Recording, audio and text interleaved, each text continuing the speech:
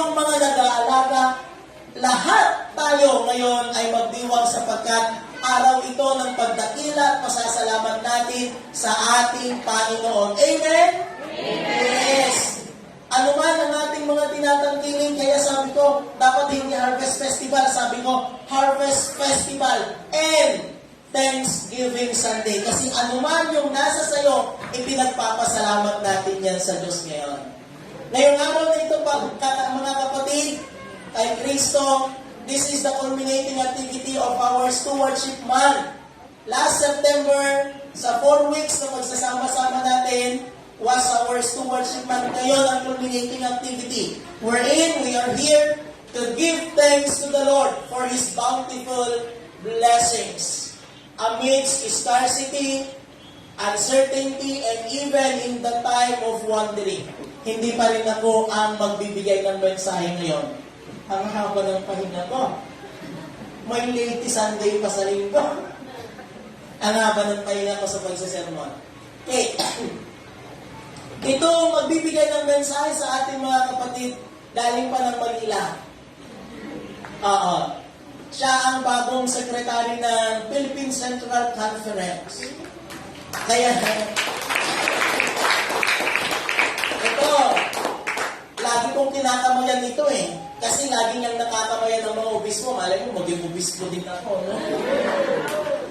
Kahit man lang yung pagkamay ng obispo, may extend sa akin, ano?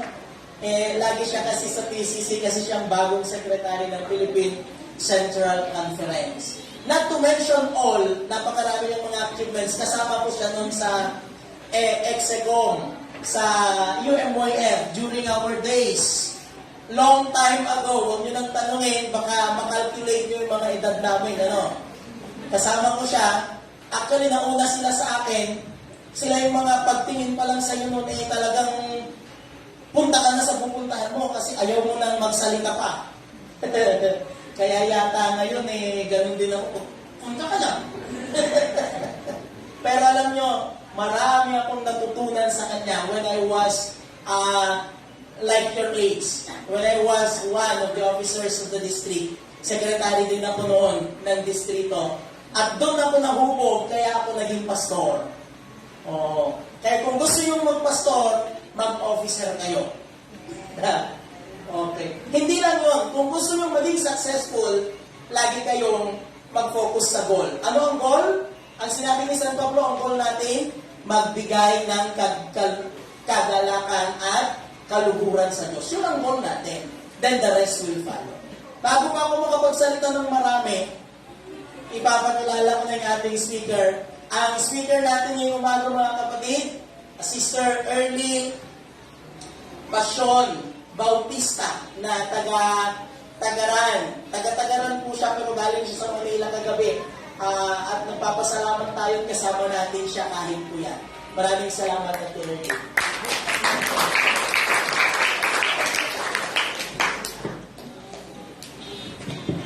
Masaya ba kayo? Yes! Tanong ko din yung tanong niya, di ba? Praise the Lord, mga kapatid, at binigyan ako ng pagkakataon ng Panginoon na mangusap sa inyo ngayong Harvest Thanksgiving. Back by popular demand. Tama ba? Pangatlong beses ko nang magsasalita sa inyo sa iba't ibang bahagi ng ating ministeryo. Una dun sa Couples Fellowship, tapos yung inyong leadership training, at pangatlo ngayon sa inyong Harvest Thanksgiving. At purihin ng Diyos, gumawa siya ng kaparaanan na ako'y makarating sa inyo kasi supposedly namnama ako ngayon. Pero may hope doon. May hope doon na wala na sila nung Sunday. Kaya sabi ko kay Pastor Person, sige, iganang lang na nga date, mangaramit ni Apo Diyos di pamuspusan. Kahit nangaramit niya ron ni Apo Diyos. Kaya, yaman tayo kay Juana. Hindi ka man, ay ano tayo ngayon trilingual. Ayan, Ilocano, English, Tagalog. Ayan. Hindi ka man, I came across Facebook post. Mahilig din akong mag-Facebook. At nakita ko yung post ng isang pastor. Ang sabi niya, and I quote, sa mga taong laging inuuna ang Diyos, no matter what their financial status is, sila ay hindi kinakapos. Totoo ba yun? Many times sa buhay ko, I have tested the Lord. Sinubok ko ang Panginoon. Pero ang Diyos, matalino, sinusubok din niya ako. Me and my family. And many times, of all those times where scarcity, uncertainty, and wondering, the Lord remained faithful. Tayo manalangin. Dakilang Diyos, pinupuri ka namin sa pagkakataon na ikaw ang magbibigay sa amin ng mensahe. Gamitin mo ang iyong alagad sa kanilang harapan upang nawa, Panginoon, lahat ng mga salitang mamumutawi sa aking labi ay manggagaling sa iyo. Ang aming tenga, ang aming puso, ang aming mga mata, itutuon namin sa iyo sa pamamagitan ng pakikiisa ng iyong Santo Espiritu na nasa aming mga tabi. Ikaw, Panginoon, ang aming marinig. Sa pangalan ni Jesus. Amen. 4 na Sundays na kayo ay nag-usap-usap tungkol sa stewardship at culminating activity pala ninyo ngayon sa Harvest Thanksgiving. And my intent is to wrap up yung teams ng mga nakaraang linggo. Tingnan ko nga kung meron magmamambo kung ano yung mga teams ninyo nung nakaraan. Ano yung pinakaunang team? Dedicated, holistically, and holistically. Pangalawa, celebrating God's abundance and faithfulness in scarcity. Pangatlo, celebrating God's abundance and faithfulness in uncertainty. At pangapat, celebrating God's abundance and faithfulness in time of wandering. Amen. When we were ushered into the community of faith, at mamaya yata may baptism, ay, idibununyagan na tayo, kakabsat, at dati sinumbatan tayo. When no sinumbatan, lagi ginaganak tayo para kada tayo nga membership vow or baptism vow. When we entered as baptized members, dati duwa, number 1, to confess Jesus Christ as Lord and Savior. Pangalawa, to believe in the Christian faith as contained in the Old and New Testament. Kung na dagi dyan naganak tayo idin, yung dagi dyan ninong tayo, dagi dyan nakaduwang nabunyagan niya kas ubing, when kas maladaga, sinungsumbatan na dito iti, when pastor. Ayan. Idinataangan tayo, when we grew up to be UMYFers, nagkaroon tayo ng confirmation class na tinatawag, at yung iba, membership class. Yung mga naging membro nung adult na sila, nadagdagan itong membership vow na ito ng 2 pa. So, 4 ang amin na yan. Timay 3, to support the United Methodist Church. Aware naman tayo na ang pinagsisimbahan natin ay the United Methodist Church. Pang-4, to uphold the local congregation with one's, makinig kayo dito, one's prayer, presence, gifts, service, and witness. 5, susuportahan daw natin yung lokal na kongregasyon sa pamamagitan ng pananalangin, presensya or attendance, gift or offering, serbisyo sa mga tao sa labas ng simbahan, at pag-witness or pagpapatotoo sa lahat ng ginagawa ng Diyos sa atin. Na-evaluate tayo, dahil pagbagi tayo, ijenti 5, anya nagiti maaramid tayo. Presence, baka perfect attendance, 52 Sundays. Tapos, siyang na simbang gabi, ano pa, yung mga Holy Week, ever present ako. Giving, dyan tayo nagkakatalo. Mag-iisip muna ako. Prayer. Nandado mo kalipatakpay. Service. Tulungan ka, pastor. Ano ba, ibra? Witness. Kailan mo huling ibinahagi ang iyong pananampalataya, kapatid? Dedicating ourselves holistically. Ibig sabihin, kabuuan. means that we allow God to take charge of our lives. All of who we are. Hindi lamang yung attendance. Spiritual and temporal. Hindi lamang yung ating espiritu ang binibigay natin sa Panginoon, kundi yung kabuuan natin, physical, mental, kahit financial. Jesus takes the authority over our lives. Tayo tuno, adamit at damat kada tayo, sino ang nagbigay sa iyo ng karapatan na mag-preach, mag-witness? Alam naman natin yung sasabihin natin. Si Jesus, nakipagtalo siya sa mga tao. Sabi niya, tanong ng mga tao, sino nagbibigay sa iyo ng authority para magsalita ng mga ganyan at gumawa ng mga pagkilos? Sabi ni Jesus sa kanila, hulaan mo. Diba?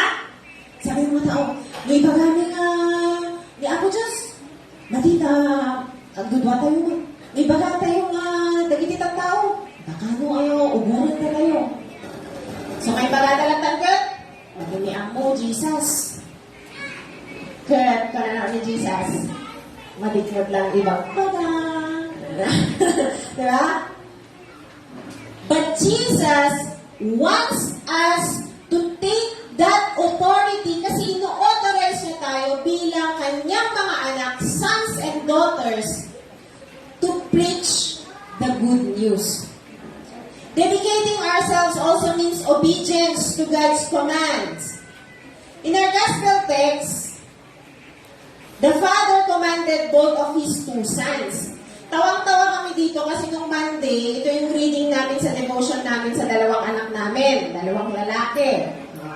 Tapos, nagtinginan sila, nagtawanan sila. Oh, parang tayo yun, sabi nilang dalawa. O, sino yung mga may anak dito? Utusan yung panganay, anik ka. Tapos magbabago yung isip niya. Ala, kawawa naman si mama. Sige man lang, mapanak na ng aginawon. Utusan naman niya yung pangalawa o yung bunso. Sabihin niya, opo, sige, gagawin ko. Tapos, hindi siya gagalaw. Ang tanong ni Jesus, sino sa kanila ang obedient? Sino sa kanila ang sumunod? Ang sabi nila, yung una. Tama. Tama kayo. Obedience entails discernment. Is this what the Lord is asking me to do? Ito ba yung pinagagawa ng Diyos sa akin ngayong araw na to? Ngayong phase ng buhay ko?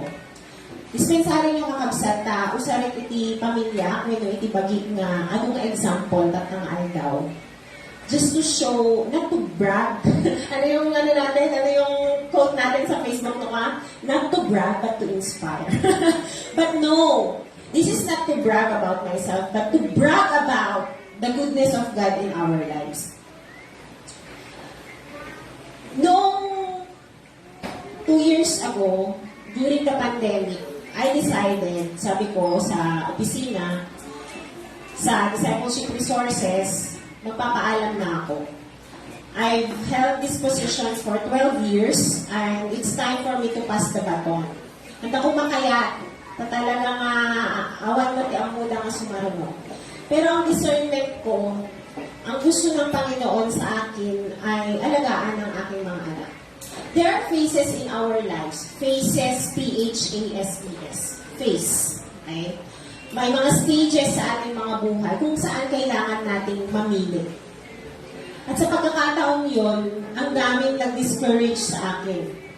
Pandemic, ibatang katrabahong, pangalang ti sweldo. Sino nga iti sumaro mo kanya? Magulang ko, mga katrabaho sa iglesia, mga pastor, all discouragement, not encouragement. Sabi ko, nanalangin ako sa Diyos at alam ko that by doing this, by taking care of my family first, is my discernment of obeying the Lord. Many of us start to believe in God because of dramatic life events. Nadisgrasya, nagkasakit, yan. Kaya naniwala sila. O kaya nadukutan, ano pa ang mga dramatic life events natin. Parang si Paul, di ba? Ni Pablo, ni Saulo nga naging Pablo. Native call is muna, nasilaw siya sa napakaliwanag na nasinag ng araw. Very dramatic, nabulag siya. Tsaka pa lang siya naniwala na ang Panginoon ay totoo. But others, maraming mga iba na lumaki na, katulad ng ating mga anak, lumaki na at sa kanilang paglaki, patuloy silang naniniwala. Wala nang dramatic event. So nga nagduman, no evangelistic night, at pinatulog kami, nga testimony. Kasi nga dramatic, iti palagbil, ita na yan ang kami, nga metodista, pagkapilya kami, nga dramatic. Pero alam nyo, ang Diyos, meron siyang drama sa buhay natin. When they hear the gospel being preached by the pastor or a friend, maraming naniniwala na. Marami naman na nag-aantay pa ng drama sa buhay. Kung kayo papipiliin ko, anyati kaya kayo, di dramatic, when naniwala na kayo nung narinig nyo yung gospel. Parang gusto mo yung dramatic? Meron minsan dramatic.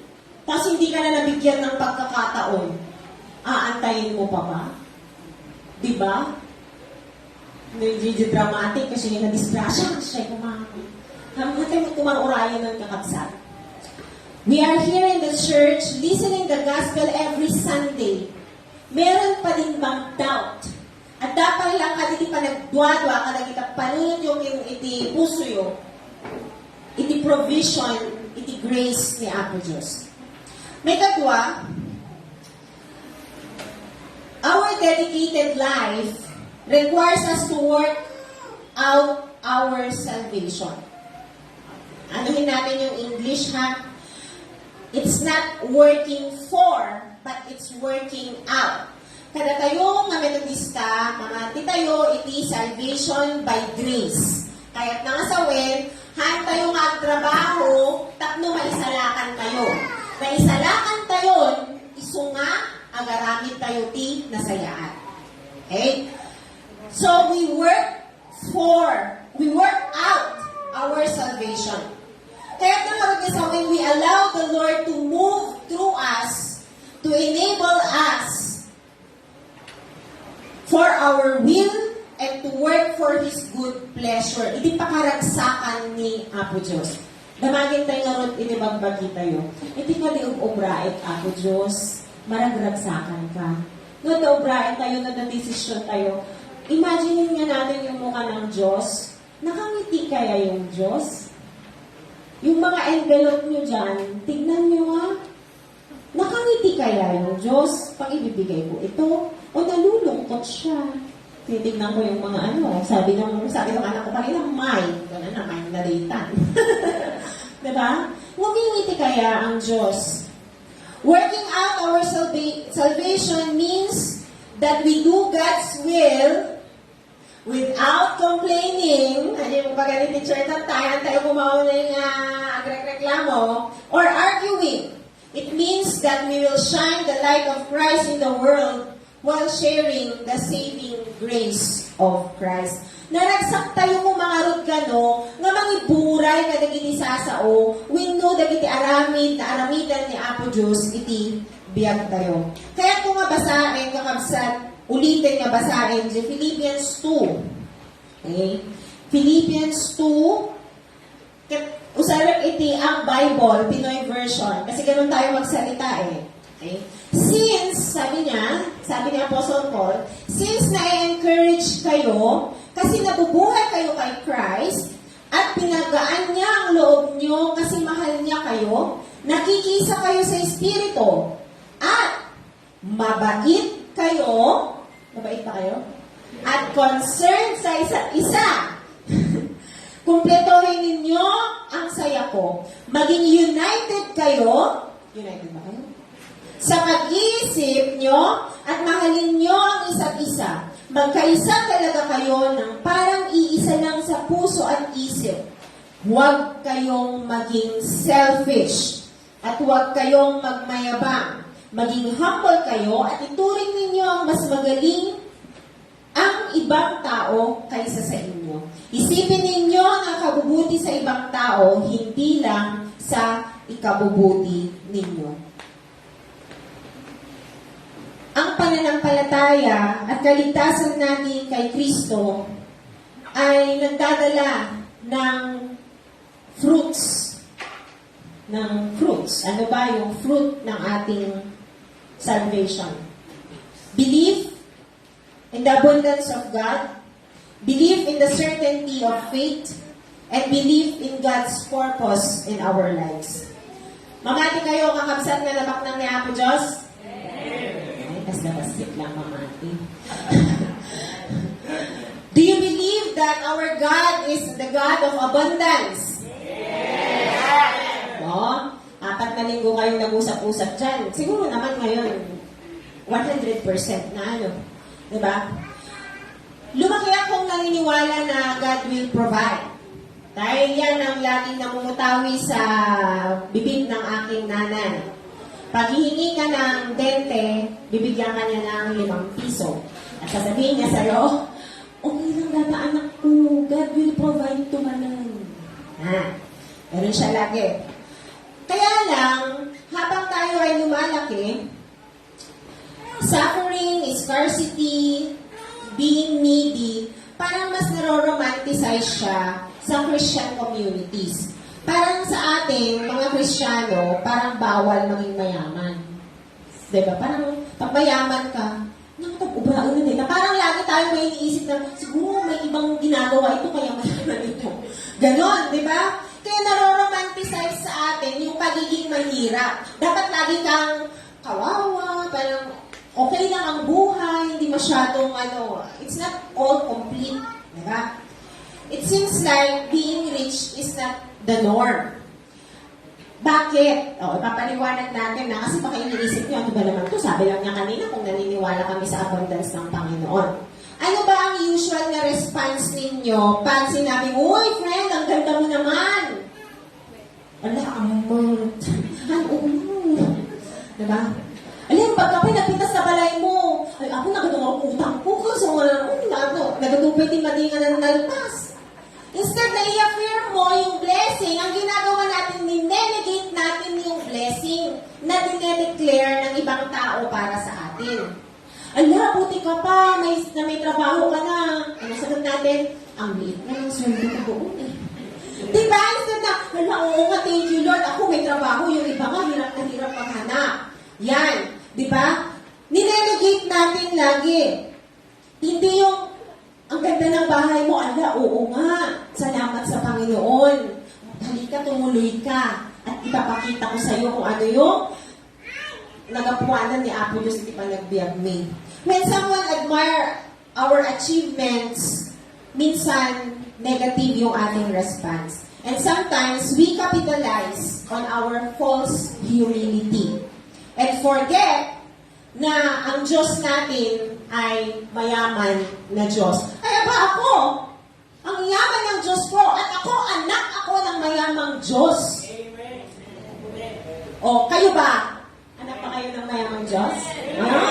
Praise the Lord! Looking back at our text in Genesis, we can wrap up here the last 3 themes, yung 3 tema ninyo ng mga nakaraang linggo. The faithfulness of God in the lives of the Israelites, face-to-face, to our lives in our modern day.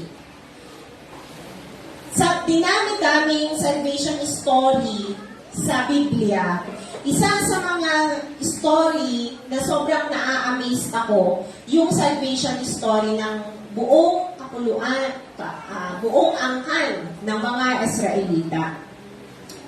Kasi, para lang siyang tayo ngayon. Ano yung nakikita ninyo na pagkakapareho ng mga Israelita noon tsaka yung mga tao ngayon? Tayo. Mareklamo. Tama. Saved na sila, di ba? Tinanggal sila ng Diyos sa Ehipto, dinala sila sa Promised Land, tapos ang dami pa nilang reklamo. Tayo din naman, saved na ba tayo? Kayo ba, saved na? Thank you. Praise the Lord. At certain kayo na saved na kayo. Madami pa rin naman tayong complaints.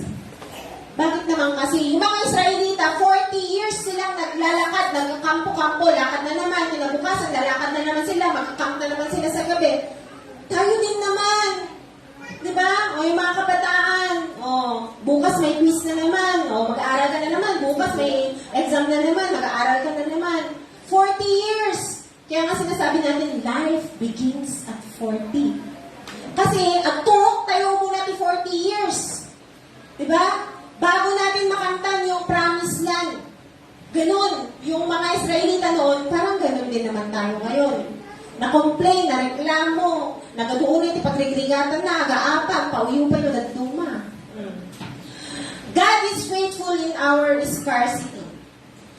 The Israelites claimed that in Egypt, they were living in abundance. Nabasahin nyo, chapter 16 ng Exodus, prior ni Jane basa that time, makita kayo ijay nga pinagmamayabang ng mga Israelita sa Diyos na doon daw sa Ehipto, masagana daw ang kanilang mga buhay.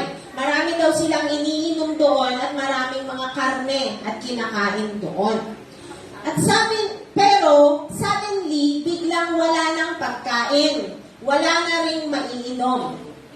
Nabandog na siguro nga magmag na, kinagkamkampo kadahal daw. At uhaw na sila. But God sent them food. Yung tinatawag natin na mana. Sino tetati mana na dito yung nagabsat? Okay. Kinadati pa mana na. Ayan. Yung mana na yun, nahuhulog siya kada umaga, i-harvest ng mga Israelita enough only for their daily needs. Doon nang galing yung ating give us, Lord, today our daily bread. Kasi mana. Pero yung mana na yun, hindi pare-pareho ang lasa. Kung nagugutom ako ng adobo, pagkain ko ng mana, adobong mana. Gusto ko, sinigang, sabi ng isang pamilya. Pag kinain nila, lasang sinigang na mana. Ganon siya. Nag-a-adapt yung mana, depende sa pangangailangan ng mga Israelita. Amazing, di ba?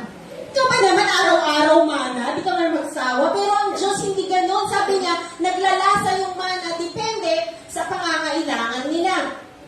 Meron pa siya isang binigay.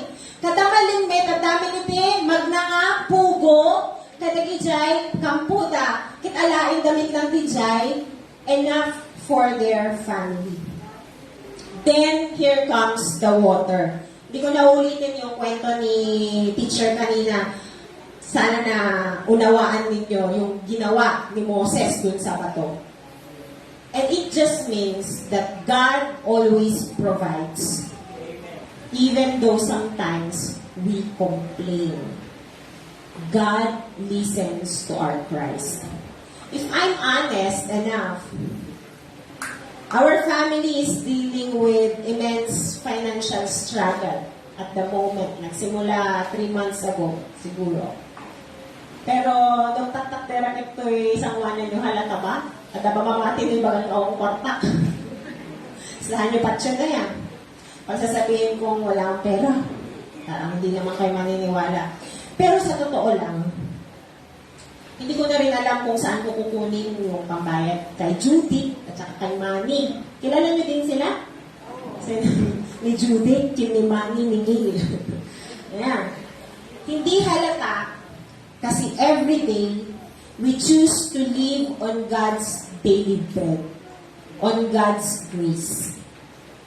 Kasi ang gusto kong mapansin, ang gusto kong mahalata ng tao, ay yung kapangyarihan ng Diyos sa buhay namin. Kuskusilapan lang nila kay ko. Our focus is not on what is lacking. Hindi kami pumupunta sa hapagkainan namin at sasabihin, alawang pa'y masida. Kundi nagpapasalamat kami kung ano yung nasa hapag. Our focus always is on the blessing. We are grateful to what the Lord provides on a daily basis, to our daily bread. At the end of the day, masasabi ko na lang, thank you Lord, another day is done, bukas ulit ha. Our struggle and scarcity did not ever hinder us to believe that God will provide. He always does. Yun ang pinaniniwalaan namin. Kung yung isang angkan nga ng Israelita, isang bayan na provider niya, kami pa kaya? Kayo pa kaya? Patuloy pa rin kami sa pagbibigay, sa pag-iikapo, pagtatides, hindi po namin nakakalimutan yon. At sa pag-support sa mga gawain ng church. Ni kailanman, sabi ko sa asawa ko, hantang ag negosyo, no dagita nga negosyo, manglapit, iti pa nagserbita kanyang Apo Diyos. Amen. Hantang ag trabaho ti sa bali, no dagita nga trabaho, manglapit, iti pa nagserbi. Hantang ag paano ti kwarta, no dagita nga kwarta, han nga maigaydayaw ni Apo Diyos. Kaya kahit sa katiting na matatanggap namin, nakaseparate na yan ang para sa church. Because that is how God is faithful in our lives. Mamati kayo kakabsat. Sukatan ni Apo Diyos. At akanayon nga, ibagbagan yung inang ko, nga always challenge me. No, speak kami about stewardship, about tithing, about harvest, thanksgiving. Pag kayo ay nagbigay, pag kayo ay nag-ikapo, at naging pobre kayo, subli kayo kanya, isublit ka kita, tayo, inyo pero inyo. That's my challenge to you. You test the Lord. I believe that God is able to bless you abundantly so that in all things and all times, having all that you need, you will abound in every good work. 2 Corinthians 9:8. Araw-araw babanggitin ko yan sa sarili ko. Lord, hindi kita nililimitahan dahil alam ko you are able to bless me and my family abundantly. There's no limit. Anak tayo ng mayamang Diyos. Pangalawa, God is faithful in our uncertainty. The Israelites, nangrugitan nga aga-apa, kunada, patayin na tayo malanggay ni Apo Diyos toilet ang dito sa wilderness, apeng ita di na tayo pailang pinatay ijay ito. Sa tingin niyo ba walang plano ang Diyos para sa kanila? Sa tingin niyo ba hindi alam ng Diyos na sa 40 years ng kanilang paglalakbay, darating ang panahon na magrereklamo sila? Alam ng Diyos yan. Tayo pa man, alam niya yung mangyayari sa atin. At may plano ang Diyos. Kaya nga lagi natin pinapanalangin, Lord, may your plans will succeed in my life. Pinapanalangin natin na ang plano mo, Panginoon, mas malaki kaysa sa plano ko sa buhay. And no matter how long it takes, kahit pa 40 years pa yan, maniwala ka kapatid, may plano ang Diyos sa buhay mo. At yan ang katotohanan. That is very certain. Our faith gives us the certainty of the resurrection of Christ. Our faith leads us to a future with hope. And in our uncertainties, we are certain God is always faithful. Nandaduma, si tayo mo lang namin ti unfaithful. Hanga ni Apo Diyos kakapsa. God is faithful in our wandering. Ang mga Israelita, they wandered from Egypt to the promised land in Canaan for 40 years. Throughout their journey, they suffered, they grumbled, they complained, they quarreled. But because God has a promise, naniwala sila na kahit namatay na yung mga nauna nilang mga kasama, si Moses hindi niya narating ang promised land. Pero nagpatuloy siya sa paglilid hanggang sa huling hininga niya. He gave them instruction to reach the promised land. At anong ginawa nila? Naniwala at nag-obey. And throughout the journey in Exodus, nabasahin niyo di buong Exodus, makita yung nga, every time they disobey the Lord, may nangyayari sa kanilang hindi maganda. Naghihirap sila. Our thanksgiving, our giving is a fruit of our salvation. And that is obedience to Christ. Obedience to God. John Wesley Wesley, our founder in Methodism, also reached a point in his life where he wondered about God's purpose for his life. Nagdua-duamot lang apo ni John Wesley. Baka akala natin continuous lang yung faith niya, dire-diretso, hanggang naitatag niya ang Methodist movement.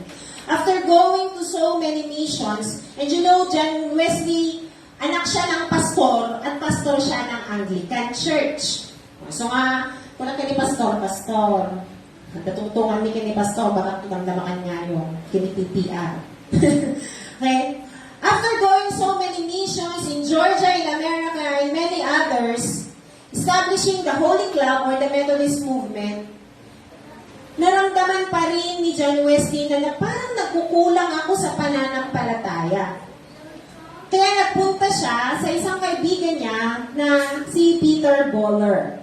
At sabi ni Peter Boller sa kanya, preach faith until you have it, and because you have it, you will preach it. Fake it until you make it. Don't fake. Huwag mong niloloko sarili mo, kundi manampalataya ka hanggang makamtan mo ang buhay na gusto mo. Ang buhay ng gusto ng Diyos para sa iyo. Maniwala ka. We are called to praise the Lord and be faithful because He is faithful. Sa pagtatapos, I want to leave you a call for faithful discipleship. If God is faithful in all stages of our lives, as He was faithful to the Israelites, can we also remain faithful to Him? Pwede din ba tayong maging faithful sa Kanya? How faithful are we in keeping our vows to support the ministries of our church? Ulitin nga natin. Presence, prayers, gifts, service, witness. Presence, magsisimba na ba ako linggo-linggo? Magpapayamustali na ba ako? Prayers, ipapanalangin ko ba si pastor? Mananalangin na ba ako araw-araw? Magbabasa ng Biblia? Gifts, mag-ikapon na ba ako? Mag-thanksgiving na ba ako? Mag-offering na ba ako? Service, maglilingkod na ba ako sa church? O ay taga-walis na, taga-ayos ng upuan? O kaya maging officer sa church? Witness, ipagkakaloob ko ba yung kwento ko sa ibang tao upang ang salita ng Diyos at ang salvation niya ay makuha din ng mga kaibigan ko. Asan na yung mga envelope niyo? Silipin niyo nga. Ulit. May your giving today reflect God's faithfulness in your lives. May your giving lead you to believe that even in our difficult times, God provides, God had provided, and God will always provide. Amen? Amen. Praise the Lord. That even in our uncertainty, we are promised, pinangakuan tayo ng Diyos na mararating natin ang promised land of flowing milk and honey. We are certain na may plano ang Diyos para sa atin. Siguraduhin nyo nga mamati kayo nga at plano ni Apo Diyos para kada kayo. That even in our wandering, ure at doubt tayo, at lala tayo, pagsublyan na tayo ni Apo Diyos. And when we obey, we will know that the Lord has purpose in our life. Sa ngalan ng Ama, ng Anak at ng Espiritu Santo. Amen.